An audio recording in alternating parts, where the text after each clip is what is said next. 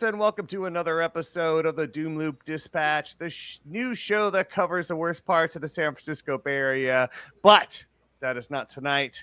Tonight, we are going to be talking about some of our favorite things, books. Especially so much of what we tap into, so much of what guides us is books. The best information is coming through books. So many great writers.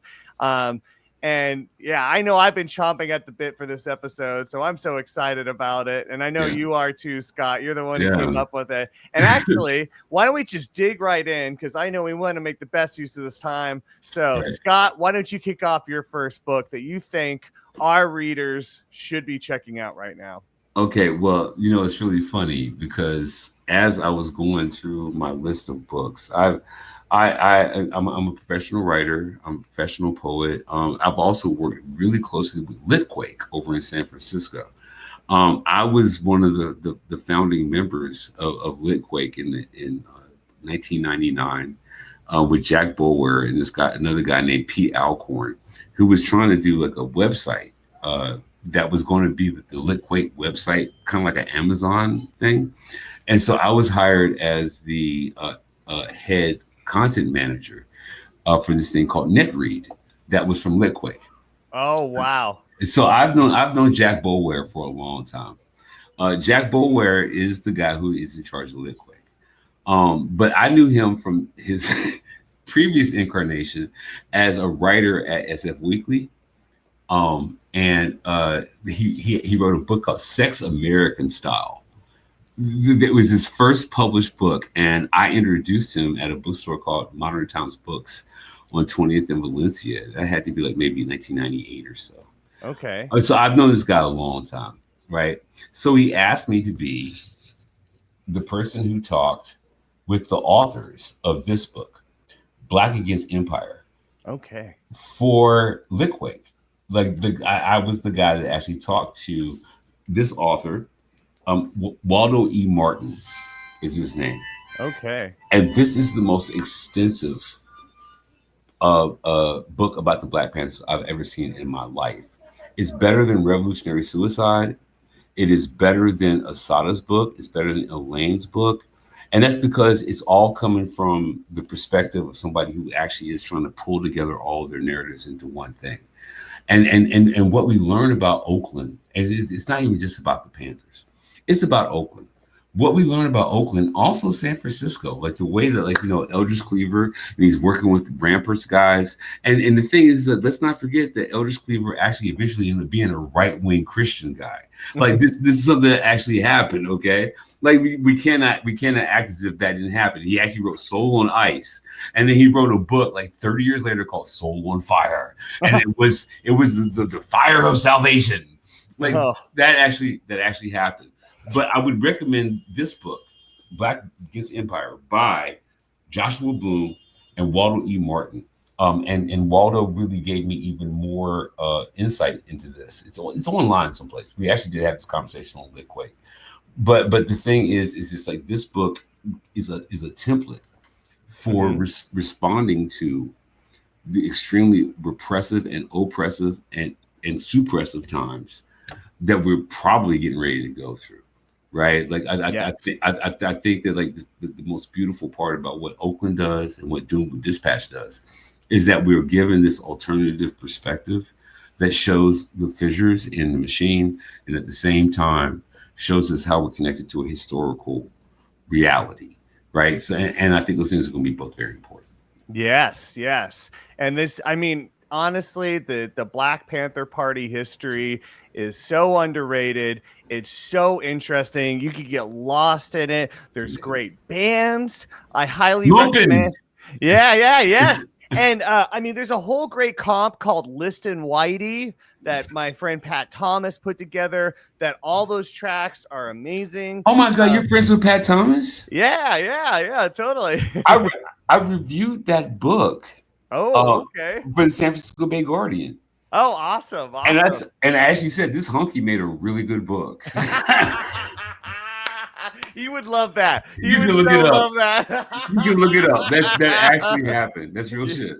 Yeah, totally. That's amazing. And now, my wife actually just did a project with the Black Panther Party and Apple. They were actually trying to work on like a Black Panther app, I guess. I don't know how that's worked out, but they're still out there and they still know that their history is so important. I mean, how did you feel about the recent biopic about Huey Newton? And his whole trip trying to get to Cuba. Did you see that? I haven't seen it, but like the way I feel about Huey is like it's really funny because everybody's always tried to make a cult of personality around him. Mm-hmm. But only after things got stratified, right? But the way I feel about it is it's just like I've seen Bobby Seale at my donut shop. He's at Colonial all the time. I've seen Angela Davis at my farmers market. Like I've seen Erica Huggins at my Trader Joe's. That's awesome. Like so to they're me, people too. Yeah, they're just regular ass people to me. Yeah. Like so I understand what people are trying to do when they're really trying to like create these realities, right? But for me, it's just like on the ground people. I just don't really like you could say that about Huey, but I know everything about Huey. He was a human being to me. Like Erica's a human being to me, Angela's a human being to me, Bobby's a human being to me. All the Panthers, I see them. I see them on my streets, in my stores. You know what I mean? So yeah, like but I do understand that as far as literally speaking, right? If you're really trying to put together a template of resistance, you cannot do it in America without considering those guys.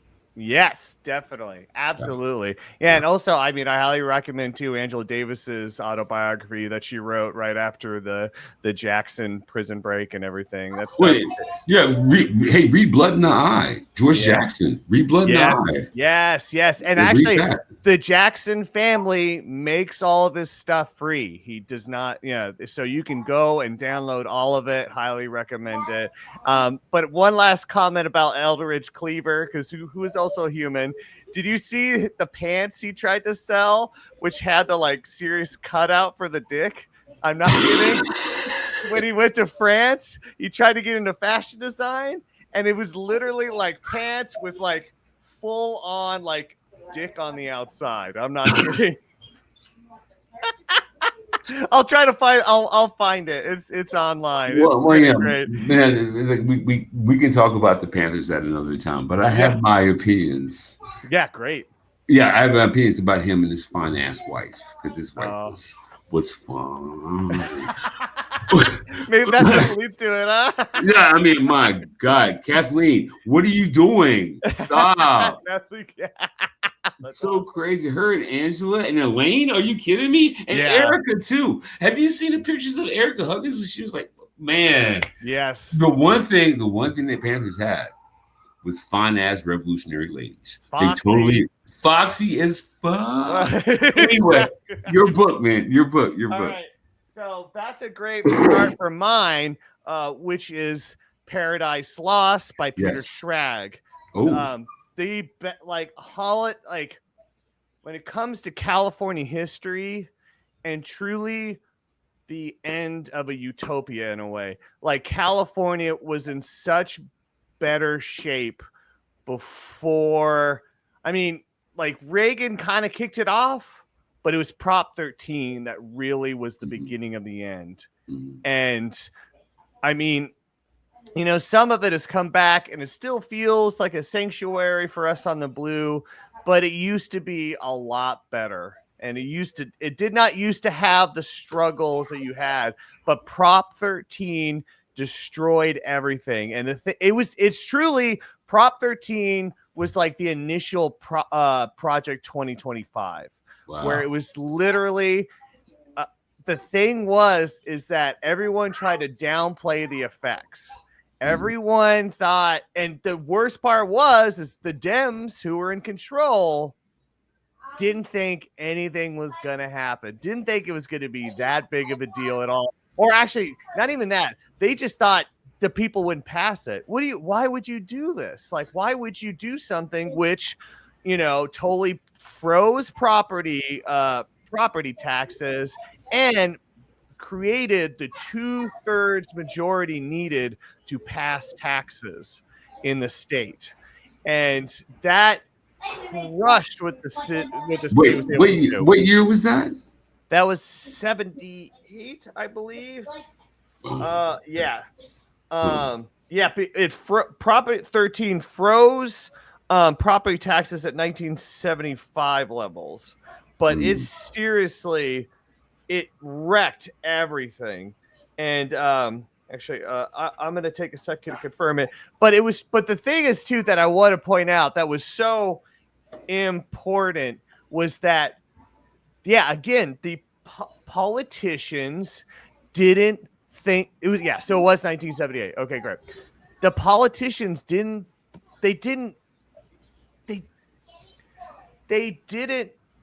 act with any urgency, and of course it happened. They were like in disbelief that it passed, and it was like instant wrecking ball, exactly what we're seeing now. And truly, there's a quote on this where it says, because of property taxes and reluctance by older, wealthier Californians to pay for services they don't personally use, public services in the Golden State are underfunded, overcrowded, in some cases literally crumbling. Peter Schrag argues that in this, California may offer a preview of trends for the rest of the nation. It's goddamn right. And it's all right here. I mean, seriously, especially again. Hold it up again, man. Let people see what you're talking about. Yeah. Paradise Lost by Peter Schrag. Yes. Seriously. I mean, especially too, so much of it is like how many big, beautiful projects were just totally caught off guard. And also too, it led to Pete Wilson being elected. And he was like a wrecking ball himself, from not only pushing for Prop 187, which was, basically just an attack on immigrants in the state. But on top of that, he's also the guy that pushed for energy deregulation, which basically set up the Enron scandal, which also truly screwed up the state, truly screwed over so many people. Well, here's my question, though. My question is, no, I agree with what you're saying.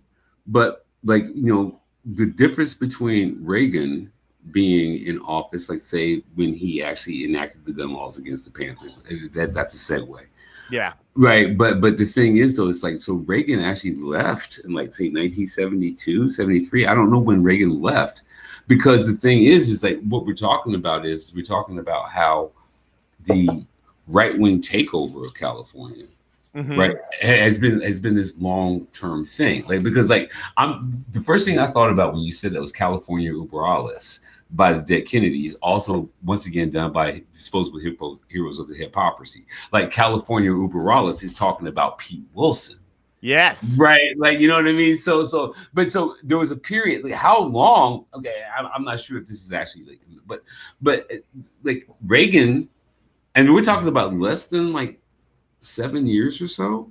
And we're at Wilson, right? So how long were the Dems actually in power in order to we had that? That was Jerry Brown in between. That was Jerry Brown, but he was dating Linda Ronstadt. Yes. He was Mr. Cool Guy, but he's 72. That was like in 72 or something like that, right? Yes. Okay.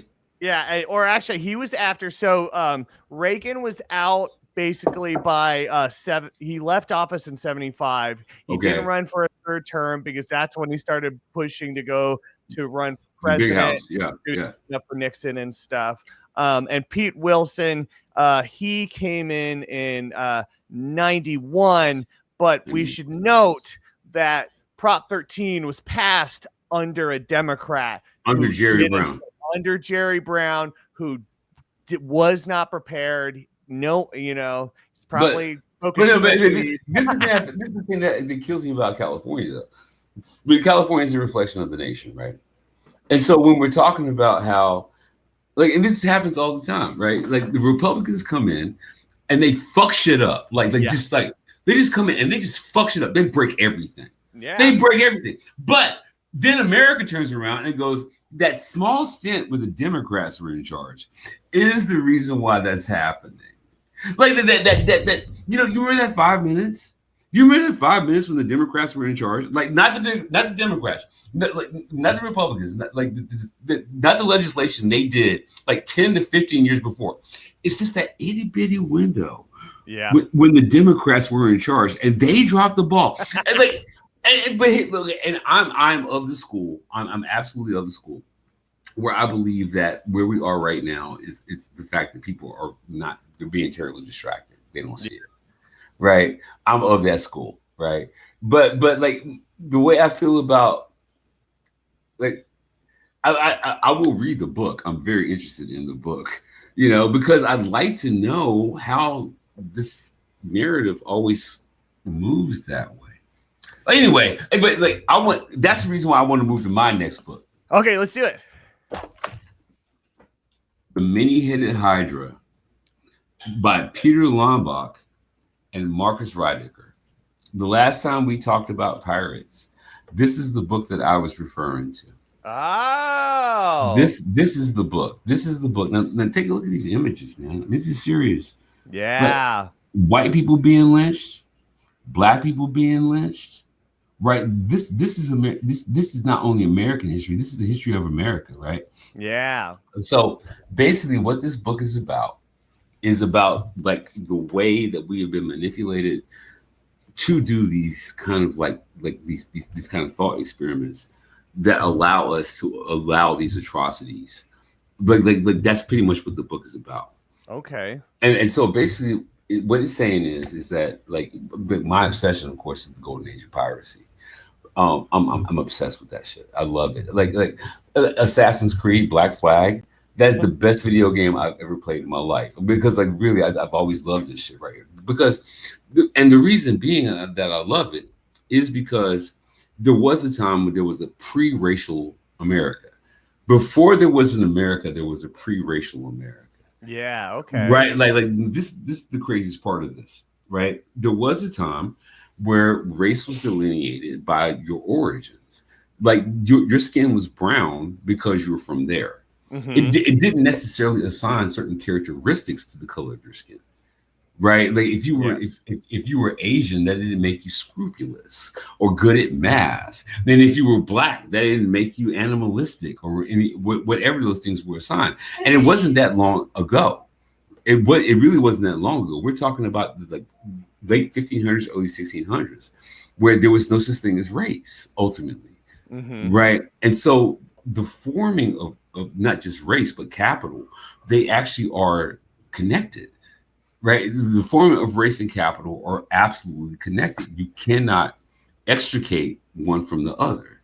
Yes. Right. Like you can't do it. You can't do it. So when somebody says no war but class war, like no, it actually is a race war and a class war and a gender war all at the same time. They're all happening at the same time. You don't have to be exclusive about them. And so what the Many-Headed Hydra is saying was that Europe, in the forming of the nation states that we know as Spain, France, UK, and America, right? They had one threat. And Hobbes, the philosopher Hobbes, the social philosopher Hobbes, he called that the Many-Headed Hydra. Oh. Right? The Many-Headed Hydra were black people, indentured servitude, women, gay people. And the thing is like you had to cut off all of the heads of the Hydra simultaneously, because if you didn't, the head would grow back. Right? That is the reason why it's called the Many-Headed Hydra. Yes. And so this book actually studies how we've been bamboozled to accept the racial and sexual and gender classifications, right? Because what they're always trying to do is cut off the head. That's what they're always trying to do, is they're trying to cut off the head. And the first time they actually successfully cut off the head, we got the Stars and Stripes. Oh, yeah. That's the first time they actually succeeded in doing it, was the forming of the original network state, which is the United States of America. Yeah. Like it really is a bunch of rich white guys who have no power in England. And so what they do is they go over here and they make their own currency, their own laws, their own constitution, right? And the only way they're allowed to do that is by cutting off the heads of all the different hydras. And it is people like you and me and people who actually listen to us when they care to, that are the pirates. Yeah. We are the people who actually show that you can exist without those laws or those rules or those conventions. Like, we have to survive anyway, Hmm. right? So that's the reason why the head continues to grow. I highly recommend this book. I highly recommend this book. You I should love read it. that stuff. Yeah, yeah, yeah. Read No, it. totally. Because yeah, especially I just watched National Geographic did a whole a series about the legends behind the pirates and stuff. That's why Yeah, I was man. learning about Captain Cook. But it's all very interesting, especially so much of it is either people rebelling and it's all about survival. I mean, Wait, honestly, and this yeah, is this is the craziest part to me. I mean, like, I grew up in a situation where um the books I read were always about, like, unspoken, like, slave insurrections and hmm, unspoken workers' revolutions. Like, people don't know who Eugene B. Debs is. Like, yes. people don't know who he Oh, is. with good reason. I mean, they really, really want to keep him, But down. and that is the reason why I also want to talk about Howard Zinn's book, like People's History of the United States. I think that both of those books are connected. I think that the Many-Headed Hydra gives you the prehistory of America, whereas Howard Zinn's books gives you, like, the history of America at its foundation. But they Yes. but they do talk to each other. They really Yes. they really do communicate with each other. I would recommend reading them back to back and then reading them Yes. back to back again. And I Yeah. also have something that's related to that I would say is almost a companion, and that is Eduardo Galeano's Memory of Fire series, which is blew my mind. Honestly, I mean, especially too, it's not just an amazing historical reference. Like you learn so much from it. It's these beautiful prose poems. I mean, that's the best way to put it. They're the best mini story. You get so much. I mean, you could just pull out anywhere and just learn something, and it's like within 3 paragraphs. Like it's just the best. It's just the best. Like I'm trying to find. I But it marked. makes you love books. Almost every one of his books has reminded me of how much I love books. And if you feel like you're being challenged by it, right? He actually writes very small vignettes. Yes, These beautiful, pristine, crystalline, like, lines. pristine. Just Yes, yes, man, absolutely. the whole series is worth grading. Especially upside. Oh, is it Upside Down too? Is another one, but that's like it's just by itself. But honestly, the whole Memory of Fire is worth it. Especially, I mean, this. I'm just gonna read this real quick because Right it's on. 4 paragraphs, but it is the story of the taking over of Cuba. So 1898, coast of Cuba. This fruit is ready to fall. The 325 pounds of General William Shafter land on the eastern coast of Cuba. They come from cold northern climates where the general was busy killing Indians, and here they melt inside his overpowering wool uniform. Shafter sends his body up some steps to the back of a horse, and from there he scans the horizon with a telescope. He has come to command. As one of his officers, General Young, puts it, the insurgents are a lot of degenerates, no more capable of self-government than the savages of Africa. When the Spanish army begins to collapse before the Patriots' implacable assault, the United States decides to take charge of the freedom of Cuba. If they come in, no one will be able to get them out. Marty and Maceo had warned, and they come in. Spain had declined to sell this island for a reasonable price, and the North American intervention found its pretext in the opportune explosion of the battleship Maine, sunk in Havana harbor with its many guns and crewmen. The invading army invokes the protection of North American citizens and the rescue of their interests threatened by the devastating war and economic disaster. But in private, the officers explain that they must prevent the emergence of a black republic off the coast of Florida. Boom, and that's it. That's the whole thing. That's the whole story. But it Yeah, just nails it. he tells no lies. He tells no lies. He tells no lies. And like, because we're talking books, man. I mean, like, I don't know if a lot of people know this, but I worked at City Lights bookstore in North Beach. I worked at Dog Eared Books in the Mission. I worked at Modern Times Books. I've even worked at Walden Pond Books over here in Oakland and Barnes and Noble. Like, like books have always been my hustle in a lot of ways. And like, when these images get conjured in my head, like, of the times that you interact with books and what's missing right now, right? I think that, like, we read our screens a lot, Yep. but there is like this very tactile, physical experience with cracking open a book, the way it smells. You know what I mean? I love The it. the effort you have to go through to get it. You know what I mean? Like browsing a bookstore and finding that one guy. Like, you know what I mean? Like, it's not like Google. Google is like, you know what you're looking for and you go and get it, right? And I think we've all gotten too used to that. We're not hunters anymore. Yes. You know what I mean? Like, there were times Yes. that we were hunters, right? Yes. Or Looking for explorers, or willing to explorers. take a chance, willing to Yeah. see what this is about. What is it? What is that?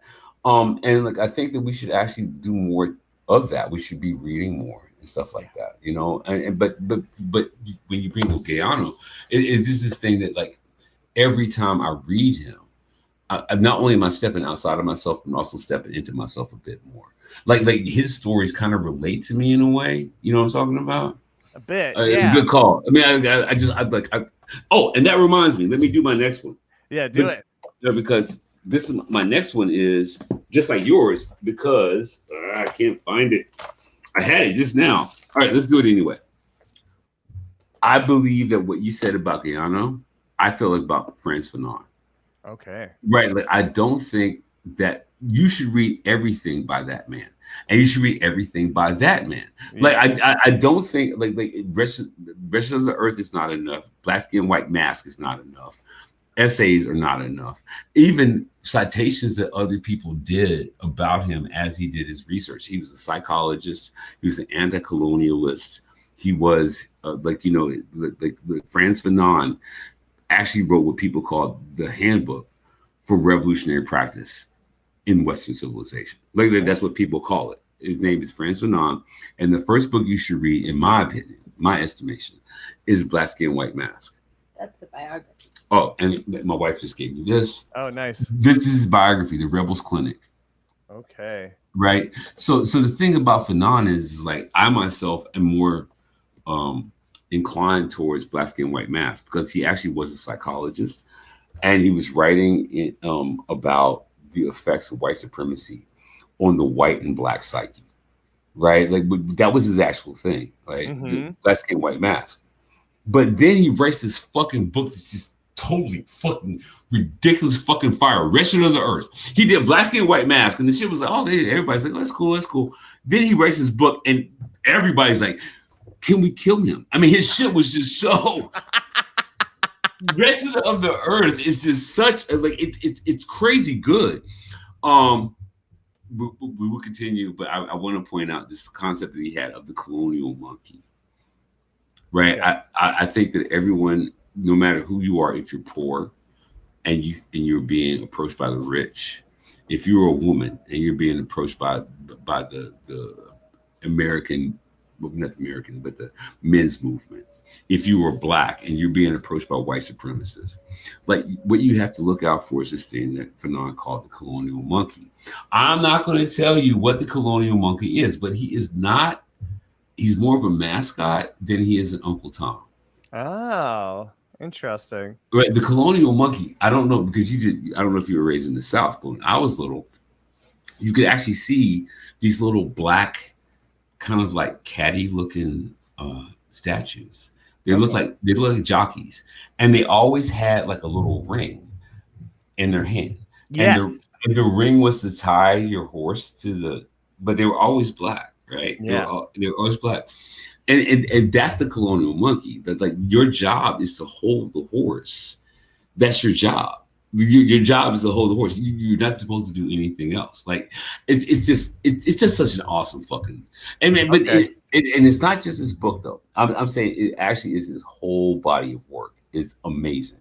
And I think if you're really trying to tap into the anti-colonial spirit, I've never met an intellectual who is an anti-colonial intellectual who doesn't cite Fanon. Like, if you want to actually be considering what anti-colonialism looks like, you have to start with Fanon. Okay. Frantz Fanon. Yes. Okay. So can I can I give a possible example, and then you tell me if it is or not? Would you say Thomas Sowell is a colonial monkey? I don't consider soul like that at all. I don't. Oh, No, I don't consider soul a part of the conversation. ooh, okay, But good, there, good. there are racists who are trying to inject soul as a part of the conversation. Okay. But he has never made a significant impact to actually be a part of the conversation. Ah, yes. You, Okay, you see what I'm saying? I mean, because like Cornel West wrote a book called Race Matters. Like you got fucking Frantz Fanon, like like who wrote a book, and this thing has a global impact. It's not within some kind of like rarefied community. Like you did something that was atypical considering what the expectations for you were. Yeah. Right, you know what I mean? Like when Cornel West wrote Race Matters, everybody was impacted by it. When W.E.B. Du Bois wrote the Souls of Black Folk, like everybody was impacted by it, right? Thomas Sowell's never written anything that's ever done that, and neither has fucking what's his name, McWhorter. You've never created anything, and you're putting shit out there like book after book after book, and we're not talking about you like that. Nope. We're simply not talking about you like that. Yeah. And so that means when you create something, when you come with a theory, when you come with a book, when you come with an idea that actually penetrates the space of a Fanon, of a fucking W.E.B. Du Bois, of a even fucking Camille Paglia, which is actually a much smaller bar. And I respect her as an intellectual, but she didn't make the impact that Fanon did. Right? So I can't like fucking W.E.B. Du Bois invented sociology. Yes. And you anticipate me like thinking that this motherfucker who's writing these books with these fucking like right-wing fucking public publishers, like McWhorter, like he's supposed to be in conversation with these people. Yeah, good. Thomas Sowell is not in conversation. Yeah, the only people I ever see talk about Thomas Sowell are white people. White people, right? But like he's scamming them. He's not scamming us. He's scamming them. But you know what, bro? If you write something that actually has that kind of impact, right? Like you can't even fuck with William Julius Wilson, and nobody knows who William Julius Wilson even fucking is. I don't. I'll admit it. A very influential intellectual from the 80s and 90s, like very much like look at William Julius Wilson. He was not joking, but he was an academic, and like I don't expect people to be in all these spaces all at the same time. Yeah. Right. So, but if you actually are talking in the realm of where Thomas Sowell is trying to be and what McWhorter is trying to be, like you're not there. Yep. Right. It's just as simple as that. You're not there. Like, and so like, good luck, what I mean? But the thing is, if what you're going to do is your plan is to convince white people that you're a black intellectual, that does not make you a black intellectual. You must convince everybody that you're a black intellectual. Love it. But you know what I'm saying? Like, so Sowell and McWhorter convince all these white people that are black intellectuals. Yeah. Black people don't feel that way, and neither does anybody else. It's not like there are a bunch of like Latino academics being like, no, Sowell's got some points. Like, no, nobody's saying that shit. and the people who are actually saying it aren't even fucking intellectual. Yeah. Like no, it's a motherfucker on Twitter or Facebook. Motherfucker, who are you? What have you read that makes you think that you actually have some kind of grasp on what those books say? No, he's not a part of the conversation. Anyway, what's your book, man? Because I love that though, man. That was a great breakdown, honestly. Well, I just want to actually just kind of come in with, maybe this is too expected, but James Baldwin, The Fire Next Time. Yes, sir. I mean, seriously, there's like a few things that kind of radicalized me in terms, because I came from a very white area. I totally had the dad that would be like, I don't see color, and like all that a lot of that, and it took a lot of, I had to really have my eyes open. And the two things that did it for me were The Color of Fear, which is a documentary I highly recommend people watch, and then The Fire Next Time. I Because love the fact you have that paperback, man. That shit is sweet. That's the paperback. That's the real deal. oh, great. Yeah, no, I love it too. Cause especially it's just like it just, he does such a good job of kind of putting in perspective, like what, white people have done to, black people, and like from the intellectual side of like this, you're wondering what's going on, it just especially he's also just an amazing writer, of course. We all know this. Now he's like, he's like a, I would say probably people know him more. I mean, they know him as the writer, and there's the documentary that's out, but like he's more the guy that's like these great clips you see, you see him on like Dick Cavett and stuff like that. But it's because of this, Right. because It's this amazing blew a book. lot of people's minds when it That's came out. amazing book. That's an amazing book. Yeah, seriously. And it's, it's also like I walk around with it in my pocket, like it's like you can just go anywhere and be radicalized, You're aging yourself, Kevin. Because like one of my favorite things about the pocketbook was the fact that it actually used to fit in your pocket. And I miss that. I miss being able to go into a drugstore and seeing this rack of paperback books, right? Yeah. And you go and you spin the rack, and then oh, that was interesting, and you spend $1.25, and then you put it in your back pocket and walk out, and then you go and get a beer and you sit in the park and you read that book. Yeah. Like, that was culture to me. That's culture. You know what I mean? I miss it, and also, my admiration for Baldwin comes from a connection to my mentors. Like just recently, somebody compared my work, of all people, to Ishmael Reed and Ralph Ellison. Yes. It just happened. It just happened today, so I'm taking that in. You deserve it. You deserve it. but the thing is, like a lot of people in the world that I exist in, refer to James Baldwin as Jimmy. And I always feel it's so disrespectful because I'm so, compared to the people who do it, I'm so young. I'm so young. I would never call James Baldwin Jimmy. I would never do it. But I'm talking to these OG writers, and they go, and then Jimmy said, and I'm like, how dare you?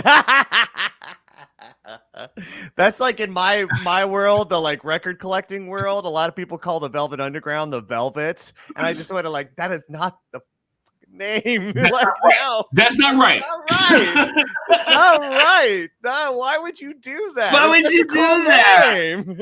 Underground, it's James Baldwin. But then Jimmy said, I'm like, yeah, well, it's almost like establishing like a fake relationship, Yeah. and it's almost like, I have a better relationship. I call him Jimmy. You might call him James Baldwin. No. The fact is like, no, these people actually have a genuine enough relationship to call him Jimmy. Oh, well, that's the thing. Yeah, no, okay. that's the thing that drives me crazy. Okay, so there's a great black writer. His name is Chester Himes. I recommend everyone look into Chester Himes. The reason why Chester Himes is so very important is because in the 1940s and 50s he wrote protest novels. Okay. And those, one of the protest novels was about the infiltration of unions by white supremacists and communists to try to push a certain kind of black agenda. In a lot of ways, he's a precursor to both Richard Wright in Native Son and Ralph Ellison with Invisible Man. The book is called If He Hollers, Let Him Go. Okay. And it actually is something that was a part of the workers' struggle of the 1930s and 40s. This book actually circulated widely. His name is Chester Himes. And then he moved to, when shit got too crazy in America, like we're talking about like during the Great Black Migration. And Chester Himes decided that there was no place in America he could settle. But like, it was just that bad. Like he just couldn't survive in America. So he packed a bag, he hopped on a freighter, and he moved to Paris. Oh, but like Baldwin, like Quincy Jones, like Richard Wright. Nobody talks about the great black artistic migration to Europe between 1950 and say 1975. Like this is a real thing. So anyway, So he gets to Europe and has a really shitty time. And he starts writing these mystery novels, and he wins the highest award that France has for mystery novels. He wins it like 7 times in a row. Oh. Like I think I might be exaggerating, but he won it a lot, and he died in Mallorca, Spain. Like, just living like a very humble writer's life. Where he spent most of his time drinking whiskey and writing these novels. And his name is Chester Holmes. But when I was talking to the people who knew him, they called him Chet. I was like, I could never call Chester Holmes. It would be Mr. Hines. Mr. Hines, sir. Well, Chet. Now, I have a question. So I know you come from West Virginia. Did you see that movie Matawan? Like, because you were bringing up kind of the infiltration. Matewan, yeah. How do you feel about that movie? Like, was that That's correct. That was correct. It was correct. Yeah. Okay. The thing is, like, when you have somebody like James Earl Jones playing a very similar role as one of the organizers of the Union strike, like what a lot of people don't seem to understand about where I'm from anyway, is like it was extremely segregated, no question about it. Mm-hmm. But there were black coal miners, there were black farmers. There were like black people in so-called hollers, even though they were segregated. Like, I mean, I myself am connected to a holler. I'm actually from a holler. Okay. It was called Dutch Holler. And why was it called Dutch Holler? Because that is where the Dutch put their slaves. Oh my gosh. Okay. It was called. I'm really from a holler, and that holler is called Dutch Holler. Yeah. Wow. Okay. So I mean, and the thing is, like, to have that kind of historic connection to those things. I mean, maybe it's one of those things that made me literary to begin with, right? Because I was always the kind of person who was trying to like learn my history. How did I get here? And more importantly, how do I get out? You know what I mean? That was really like, that's the thing that made me a writer, made me a literary person. Okay, but enough about me. Well, and that also too brings me back the whole thing, the history of Wall Street and the fact that it was a wall where the Dutch kept their slaves, and yeah, that was exactly. It's everywhere. It's everywhere. All right, but I was gonna say I learned that from Eduardo Galeano. I do want to get back, actually. That reminds me too. We've had Ali on, but I can't recommend this enough. Honestly, people, especially as you have the Oakland report trying to cut, basically how would I say, clean up these guys' reputation. They're trying to fix OPD's reputation. They're trying to make the police commission look like the bad guys. If you read this book, you will be all for the police commission. Absolutely. Good call, man. Seriously, especially the worst part is a big thing what they talk about with police and like the scandals and corruption. They always say, oh, it's just some bad apples. It's some bad apples. No, the whole orchard is bad apples. And sometimes good apples come in, and since they're so close, they're either pushed out or they get rot themselves. They become bad apples. Yes. And that's a huge part of it. The thing is the heroes that are supposed to be the people that tried to stop the rioters. And if people don't know who the rioters are, basically it was a unit of Oakland police that would go around and just terrorize the community. They would, honestly, all the bad ways you could think about, just any reason to pull somebody over, any reason to stop somebody. And it was just because they didn't want to see black people on the street. Like, it is that basic. And they would go and they would harass them. They would, if they had a dog, they shoot the dog. They sick dogs on people. They would beat them up. Like, they would take them to lots where no one could see them and beat them mercilessly. Like, just the most horrible stuff. And it was true truly harass the community on behalf of real estate interests. And that's Jerry Brown. And that was Jerry Brown. And that was Jerry Brown. He was the one, he first pitched Ecotopia. He wanted Oakland to be like the first super green city and to be an example, and couldn't find any investors. So then he just went to real estate. He's like, what do you want? Well, we don't want all these black people on the street, apparently, is what the real estate investors said. I mean, because that is what turned it around. He literally went to the Oakland Police Department and said, I want you to take back these streets. That's exactly what he said. And that's what it meant. I mean, that's what it meant. And exactly. And the worst part is that some good Oakland cops stood up to it. They hated what they saw. They watched these real crimes go down in the name of fake crimes.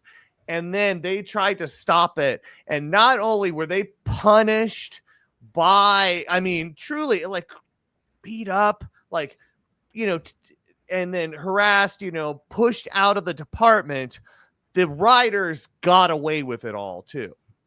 Right, and I think the thing that's really interesting about the book itself is that the way that both Darwin and Ali compartmentalize the growth of it, right? And at first, it's little things, and it just gets bigger and bigger and bigger until it's like impossible to control, and that's exactly what we're going through right now. Yes, like you cannot overlook the small infractions.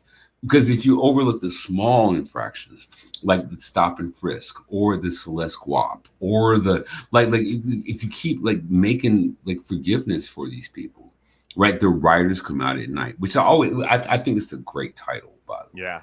I do. I mean, I have so much respect for what Ali and Darwin did, and very brave, actually, because these motherfuckers don't play. But I will say, I've always told people this, right?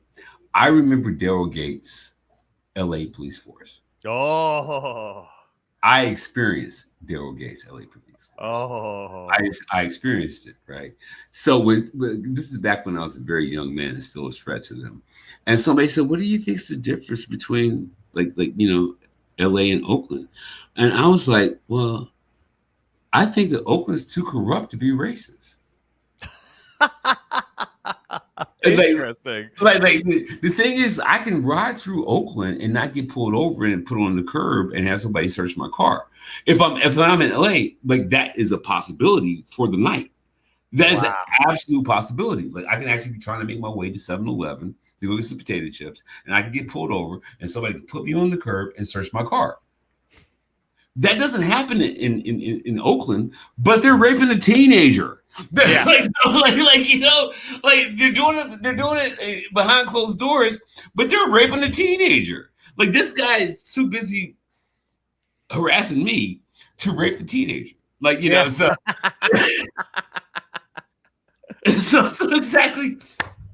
I don't know what that means, but that's how. It's just the police. I mean, that's the thing. People want to complain. Again, and it's so funny too. Like this just reminds me too. It's like, just there's still this like, how would I put this? Like they still hold up this idea of cops and policing as being logical. It just makes sense. Like again, so. A few days ago, there was a bad car accident in San Francisco. Basically, cops chased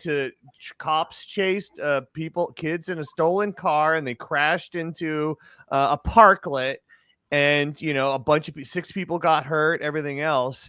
And I'm trying to say, we don't need police chases anymore, especially for property stuff. Like we don't, like, especially because guess what? All these cities in the neighborhoods, they're all buying license plate cameras. Everyone's got cameras. Man, can I just say this real quick, man? Okay. Seriously, like this thing with Trump. Let's be real about this, okay? Yeah. We have a felon in the White House. Yeah. And we have somebody who's committing active felonies every fucking day. Yeah. From the White House, right? And so my feeling is just like, if you don't change the material conditions of these people, If you don't create public spaces, public surface, public spaces public service, libraries, public schools, public housing, if you do not provide the people with what they need, the hypocrisy is just going to, the cognitive dissonance is going to destroy us. It's going to fucking destroy us. And that brings me to the next book.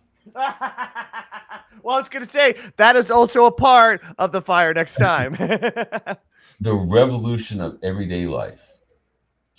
I never could pronounce this guy's name right. His name is Raoul Vaneigem.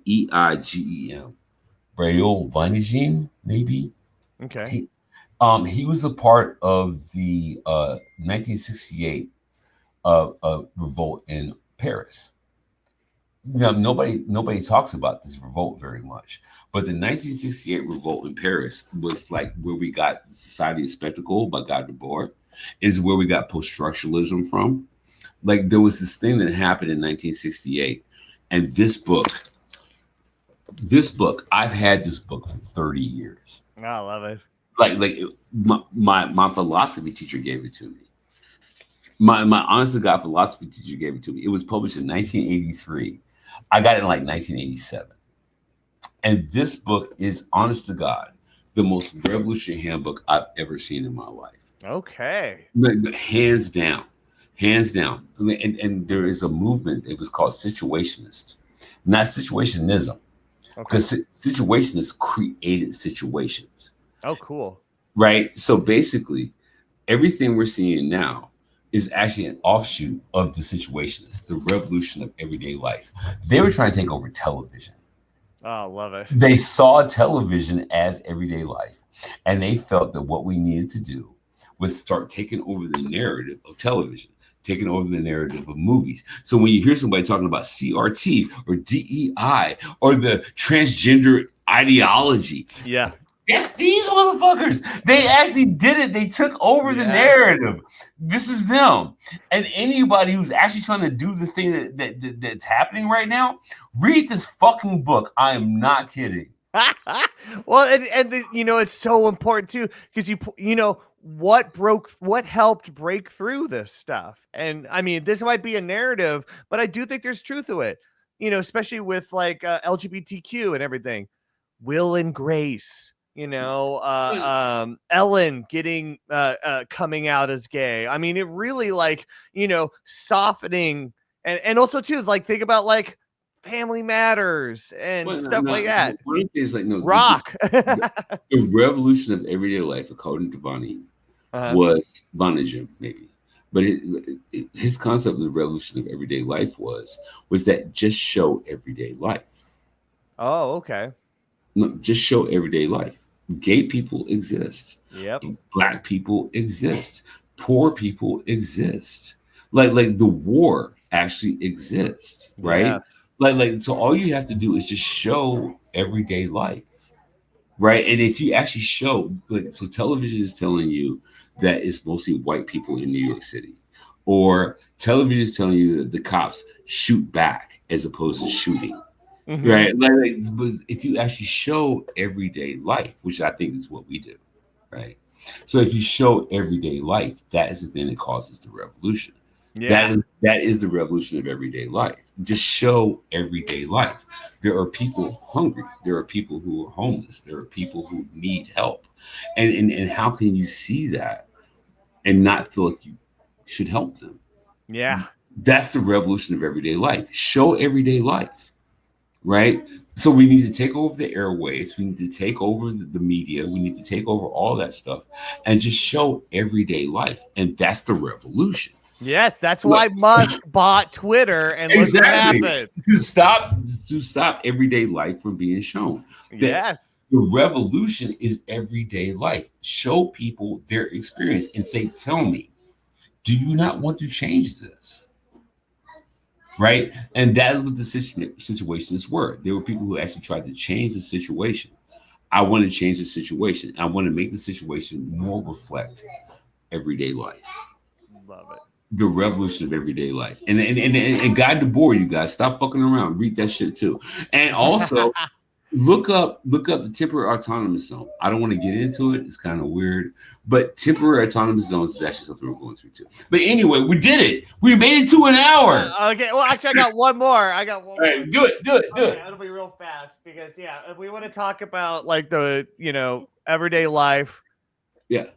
I just one last thing. So because I come from a military family, but I also I just love good writing, and everyone needs to read Dispatch. Oh, that's great. Yeah, seriously, especially because I think people forget we're probably going to get in another war or two. Everything else, people need to know how bad war gets because this stuff doesn't come out anymore. It doesn't come out like this. Everything we get that comes out of war is sanitized. You get like on the I still think about like that first Iraq war when it was like, ooh, look at these bombs going, and then you find out, oh, that TV station's owned by GE, and this, especially too, there's a lot of great Vietnam books, but a lot of them too, they're not like Michael here, who was in the trenches with the grunts and documenting how war affected them, how they just lost their minds. And this is a documented thing that war ruins people. I mean, to be able to kill somebody and not be affected by it, you have to dehumanize yourself and the victim. That's right. You literally have to disconnect. And so he is just traveling through a world of dehumanization, disconnection. Everyone is just out of their minds. Everyone is just losing it. They just, they're disconnected from the day, or they're not, well, they're disconnected. They're in it and they're affected by all the killing, all the blood they're seeing, but they're also too, trying to survive in it, and so they're cutting themselves off from it, and it's just and also just some of the best writing. I am a big fan of good prose, and Michael Herr prose is perfect. But also, I'd like to observe that you have preserved that book for yourself. Yeah. and that's the thing, like the love of books is something maybe we want to start helping to cultivate in other people. Yeah. Like you've produced 2 paperbacks. Like I've had these motherfuckers since forever, and I'm like, I've had this guy for 30 years. Like, but because we value these things and we value the knowledge that's inside of them. Yeah. And so I'm really interested in doing more work with you around that. Yeah. Maybe bringing in some authors who can explain these things to us better. Yes. I myself, I'm just a student, right? And so I'm always, if we can talk to these people, can you explain? Wow, I have some ideas. I'll pitch them to you for sure, because that's it. And also, I mean, people, we're definitely going to be doing more of these episodes. I have a pile of books here I didn't even get to. Yeah, me too. So much stuff. I didn't even get to the Art of War. I would love to do a whole episode on the Art of War. I haven't even gotten to that shit. Wow. Okay. I'm not. Oh my god, it's a small book, but so much. Let's do that shit. Yeah, let's do it. Yeah. And I have some stuff that's like parallel to it that I'd love to talk about. Oh my god. Yeah. Let's do it. That's great. Let's do it. No, you know what? We should do an Art of War episode. Yeah, okay. I'm down. Oh my god. The whole episode. Sorry, people. This was a news podcast. It's now a book contest. No joke. Well, what can we say? We love books. We hope you love books. Can I tie it together real quick before we go? Yeah, let's do it. Okay, what I mean to say is I think that one of the things we're going to have to do is disengage from social media. We're going to have to disengage from the internet. We're going to have to figure out other ways to communicate with each other.